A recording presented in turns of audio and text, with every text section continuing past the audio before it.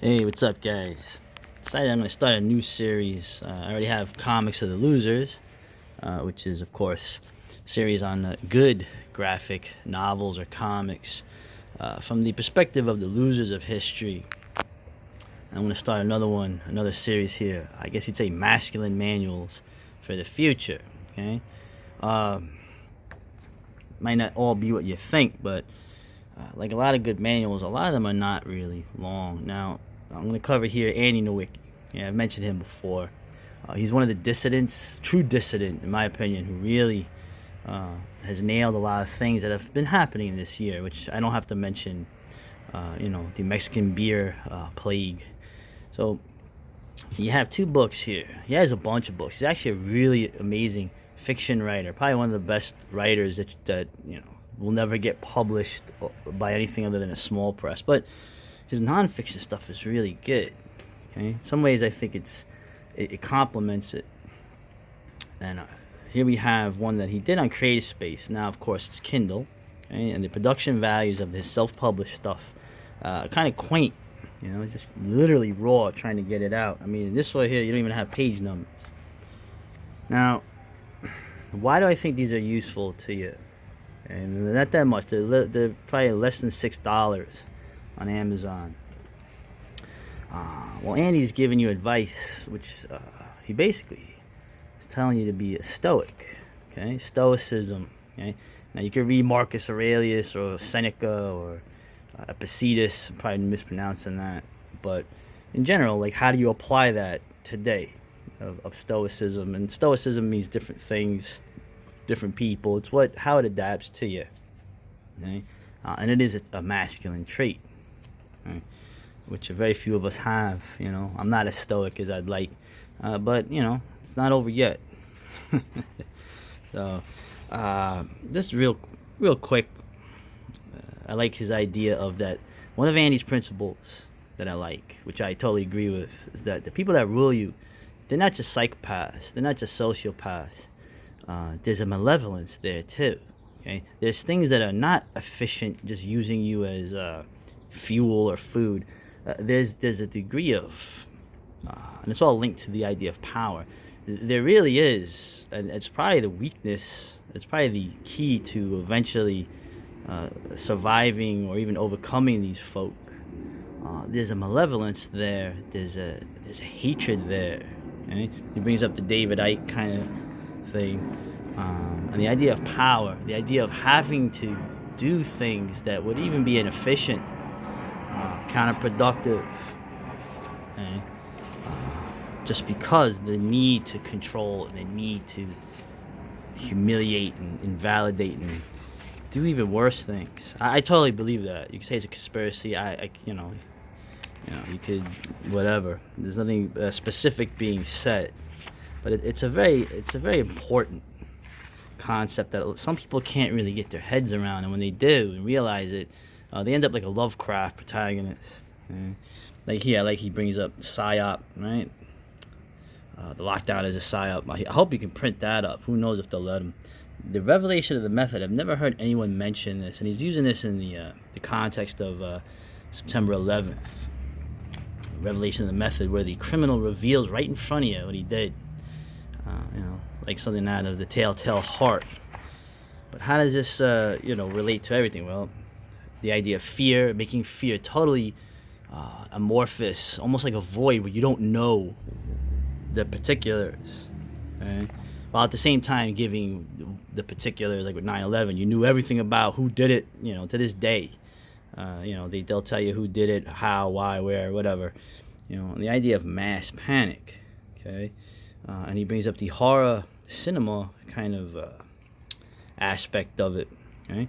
If you've watched mainstream news, it's literally a 24-hour horror show for the boomers and for the women. Okay? Yeah, with the idea of a void, making it an unknown, denying the viewer the catharsis of actual first-hand apprehension of the unfolding atrocity. I remember that 9/11. I remember the weeks after, everybody was freaking out. I could still smell the burning Ground Zero pit, and the whole thing that went on with the anthrax, which was covered up. I actually heard it because of my connections with the Chinese community. I actually heard about that a week before the news got to it. I never forgot that, by the way. But anyway, it brings up the cinematic quality of what happened at 9/11, and now, of course, this was written before 2020. You have literally on the mass scale this Lovecraftian existential horror with the rise of a new religion of the dark goddess. Very, very poetic, right? So, why is this useful? Well, the thing I like about this, and I want you to read it, he brings up the idea that the melancholic, okay, a very Northern European trait, but everybody with a brain has it. Melancholia can be a gift, right? Like most things, a gift is not entirely a gift, it's also a burden. But the melancholic has a way to see through the veil, right? The Schopenhauerian concept. And he brings a warning to that. He brings a warning that the melancholic, the fear of everything, the fear of the unknown and death doesn't really hit the melancholic as much. The melancholic man, it's almost always a man, because the world is already one of a horror show to him, right? I think a lot of us have that in common, particularly people Rorschach's age and mine. But there is a weakness of the melancholic man. Okay, of course, there's pride where everybody else is idiots, right? Which is, always there. But the idea of flattery, okay, the idea of people flattering you, seeking validation even though you deny it, but particularly the flattery of a woman, right? So he gives a warning to that, and the answer he gives is a kind of stoicism, right? And that's the theme of it, being stoic, killing your desire for that flattery, for that validation. Can keep the melancholic man in on his quest against the horror of the world, so to speak. Right? And that goes to this one here, Final Solution to the Incel Problem. These are his collected essays. And once again, he links it again. I like how he does the concept of the Chad. Okay, we should be a Chad. The Chad and the incel being two sides of the same coin. Okay? Just like communism and capitalism. Right? In the end, the Chad is his value. Okay? His status. So that's another thing too. Confessions of a Would-Be Wanker was all about the idea of status. Okay? And that, the idea of glory days. Some of us never had glory days. I never had a glory day, so to speak. So there's no midlife crisis for me. I think Rorschach is just in a similar position. And so his whole idea is the notion of status, buying that the idea that, unless you're a romantic success, you are nothing. A man's worth is determined by the amount of validation, okay, by the women. Right? So even the great Chad, he's only as good as his last conquest. Okay, and his fall is eventually coming because it's gonna come. Whereas the incel never had it, but still it burns with resentment over it. The concept of resentment, which is the French word, the French of resentment, the Nietzschean thing, it really is a powerful thing. It's like why Jesse Peterson tells you to forgive your mama. It's why Jack Donovan mentions that you need to get rid of that. The whole idea of hatred makes you like your enemy. Now, I don't entirely agree with that, but I definitely see that is just like the idea of seeking validation. It is a pitfall for the melancholic, masculine man, okay, who sees through a lot of these things. So there's some other things in here. I don't want to give up too much of it. Andy actually goes over his personal tragedy. I've had a personal tragedy that is maybe not the same, maybe not as bad in one way, and far worse in another. But he talks about the road to stoicism. And one of the things he covers here, this is a rough thing for people, and I'm not one of those guys that says you shouldn't do that. The MGTOW thing is really big. And he brings up validation again, and you live literally in a matrix that is trying to invalidate and humiliate you all the time, especially as a man that says no. A man who does not agree with what is going on and can see through what these evil people that rule you are doing. There we go. Woman's desire. Now, this is a whole other thing, the feminine, okay? You need the masculine and the feminine. You need it, okay? The find one's desired by a woman is sheer folly, okay? Dubious origins of her affection. Right? Very circumcised by condition. Yeah. Women. A lot of women just don't know what the hell they're doing half the time and don't know what they want. And this is now in this unstructured, anti-traditional society, is one of the many things eating itself alive. Okay, and this is Andy referring to his marriage. Okay, but Andy had 2 kids, 2 children. They're kind of cool. You see them in the videos, and they like their father.